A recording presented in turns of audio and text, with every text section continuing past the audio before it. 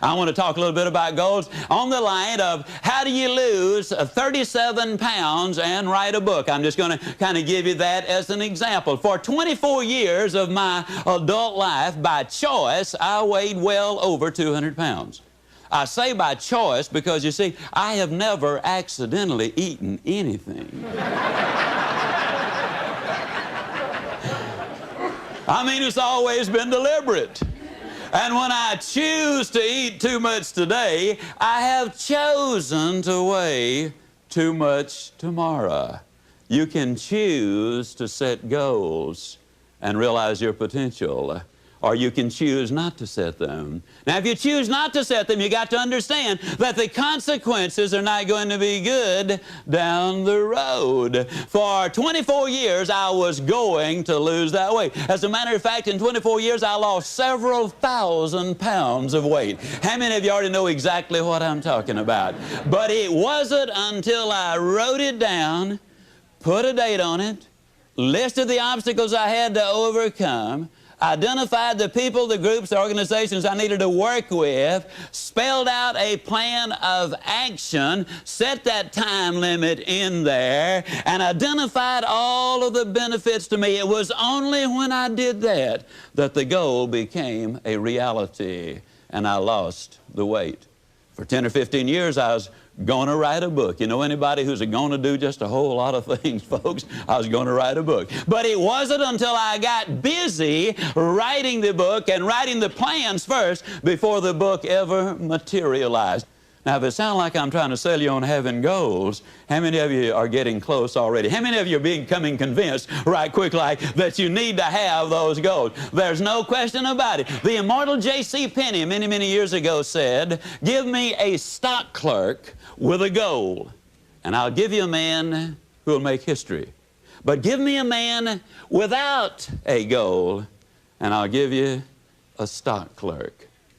Now, the interesting thing is goals do not care who has them. Let me give you a classic example of the way they work. In 1950, a war-torn, devastated Japan, a nation which had lost an incredibly high percentage of its young men. Their cities were in ruins. They had been bombed out. But in 1950, they got together. They, meaning industry and government, got together and set a goal. The goal was we're going to be the #1 nation in the world during the 1950s in the production of textiles.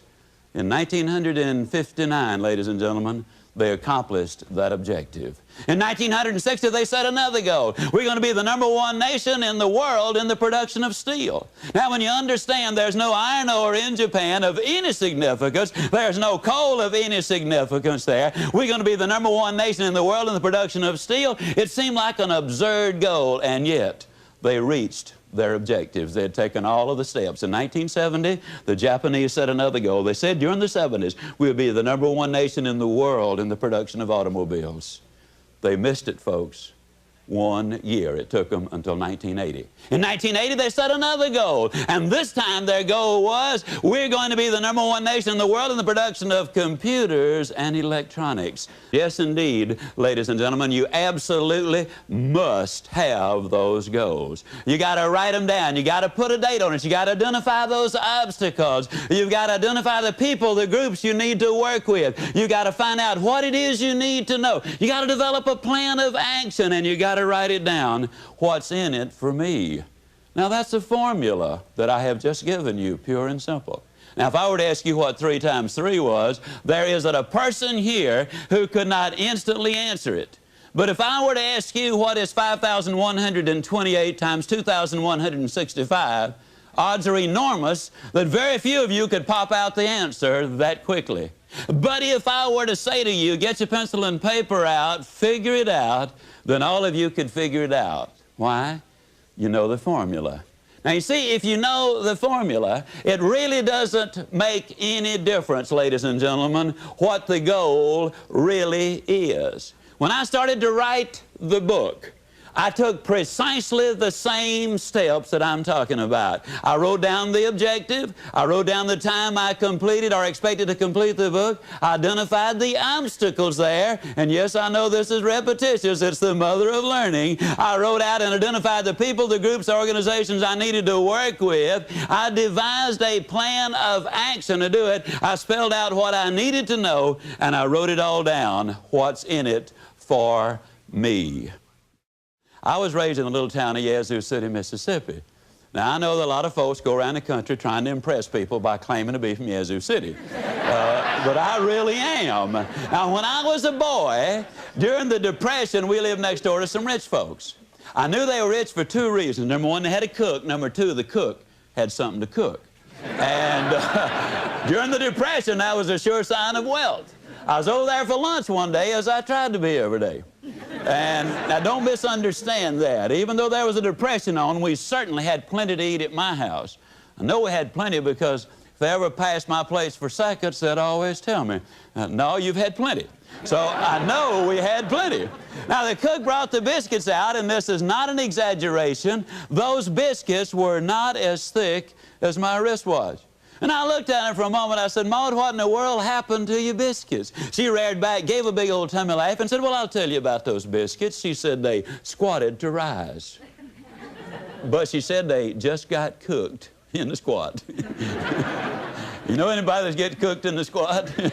You know anybody who's going to do something just as soon as, or they're half a mind to do such and such a thing? You ever have anybody say, well, you know, wait till the kids get out of school and then I'll really get involved in this project. We got so many things going on right now. Wait till they're out of school. Wait till summertime comes and then I'll really get busy. The kids get out of school, you know what they say then? Well, you know, I didn't realize it, but I got to take the kids somewhere every day. I had more time when they were in school. Wait till they get back in school and then I'll really get busy. Kids get back in school, you know what they say then? Well, you know, for the first time in 19 years, dear old Central High has finally got a winning football team, and you got to support the kids there. Wait after the football season is over, then I'll really get busy. Football season in, you know what they say then? Well, here it is, Thanksgiving and Christmas and New Year's, and people don't want to be bothered with this sort of thing this time of year. Wait after the first of the year, man, then I'll really get busy. After the first of the year, you know what they say? Well, it's the weather. Did you ever see weather like this in Chicago or San Francisco or Dallas or wherever? Wait till the weather settles down and then I'll really get busy. Oh, I know what you're thinking. You're thinking I've lost interest in it, but that's not the way I do things. Let me tell you the way I do things now. Here's the way I am. See, this is just the way I do it.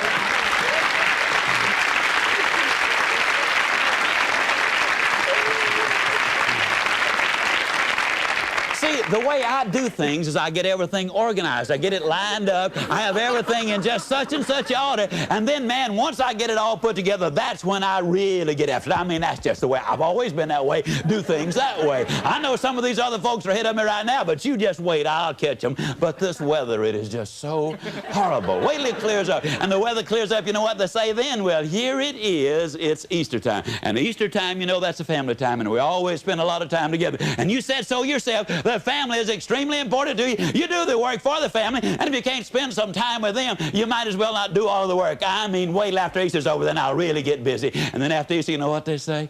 At long last, we've got some beautiful weather. And I haven't hit a golf ball or wet a hook and I don't know when. Man, I got to have some R&R. I got to have some rest and relaxation. And you know, you said you can't work all the time. I mean, an individual needs some time with himself. Wait till I relax a little bit, and man, then I'll really get after it. And finally, they get after it a little bit, you know, or when they have the fun and relaxation, then they say, well, it's almost time for the kids to get out of school. And that's where we came in. As we'd say down home, folks, you can put this in your pipe and smoke it, because it's the truth. The people who wait for Aunt Matilda to move out, or John to get on the day shift, or the new models to come out, or the new mayor to come in, or for the new advertising campaign to get started. The people who wait on the new senator in Washington, or until inflation slows or the rate of interest come down. The people who wait for changes to take place out there before they do the changing in here are flat going to end up getting cooked in the squat. The rule is simple. You do it now. You do it now. You see, the basic problem is most people, when they're working on their job, they get to thinking, you know, I really ought to be spending time at home with my family. And then when they're at home with their family, they get to thinking, you really ought to be out there working for my family. And so when they're out there working for their family, their mind is back home. And when they're back home, their mind is back out there in the field. And then they tell everybody, well, I don't ever have time to do anything. No wonder you're always traveling. You see, the basic problem is not lack of time, it is lack of direction. We all have exactly the same amount of time, whether we're a millionaire or a pauper. All of us have 24 hours every single day. The truth is, ladies and gentlemen, we must have goals if we're going to do anything. Goals do a lot of things. For example, they enable you to chase the blues away. I've never known anybody who was truly depressed who had specific and long-range goals. And what goals do is they create activity. And you see, activity, as you work towards reaching them, creates the very excitement which you need in order to accomplish or reach your objectives. The psychologists put it this way: logic will not change an emotion, but action will. And as you get busy working towards these dreams of yours, and yes, you absolutely must have your dreams, ladies and gentlemen, and what we're going to do is look at the ways you build a foundation underneath those dreams. Several years ago, they did an experiment with a number of college students. And in this particular experiment, they let them go to sleep, and they hooked these brain machines up to them. With these brain machines, they could determine precisely within a matter of seconds when the student went to sleep. Then they could tell when that student started to dream. And as the student would start to dream, they would awaken him or her. And then they'd let them go back to sleep, and that is no problem, but when they started to dream, they would awaken them again. And with those brainwave machines, they can tell exactly when they start to dream. At the end of one night of this kind of treatment, many of the students were nervous and fidgety. At the end of 2 nights of this kind of treatment, where they had a reasonable amount of sleep, but no dreaming, they became very irritable and very short and very cross. At the end of just 3 nights of a reasonable amount of sleep, but no dreaming, they could tell that some of them were headed for some psychological difficulties. And so what they did was they aborted the experiment. Now, about 24 hours later, most of the students were back to normal. Within a week, all of them had returned 100%. But the experiment proved something very conclusively, and that's this: when you're asleep, ladies and gentlemen, you need your dreams. I'm here to tell you that when you're wide awake, you also need your dreams. You must have your goals. You'll never make it as a wandering generality. You must become a meaningful specific. If you're going to work tomorrow because that's what you did yesterday, you're not going to be as good tomorrow as you were yesterday, because now you're 2 days older and no closer to the goal which you do not have. You can't make it as a wandering generality. Most people understand you got to become a meaningful specific. It reminds me of an experiment done some little while ago by Jean-Henri Fabre, the great French naturalist. He took a number of processionary caterpillars, so named because they follow each other in a procession, and he lined them around a flower pot until they formed a never-ending circle. And they started going round and round 24 hours that first day, and then they went the next day and the next, and by about the 3rd or the 4th day, he put some pine needles into the center of that flower pot. That's the food of the processionary caterpillar. They kept going round and round, 7 full days and 7 full nights. They went round and round until they literally dropped dead from starvation and exhaustion. With an abundance of food less than 6 inches away, they had starved to death because they confused activity with accomplishment. You've got some friends that are in the same shape. They're busy, busy, busy all the time. They're going, going, going, going, and they're here and they're there and they're somewhere else. But they never really accomplish anything because they don't have those specific, clearly identifiable objectives. You gotta have those goals.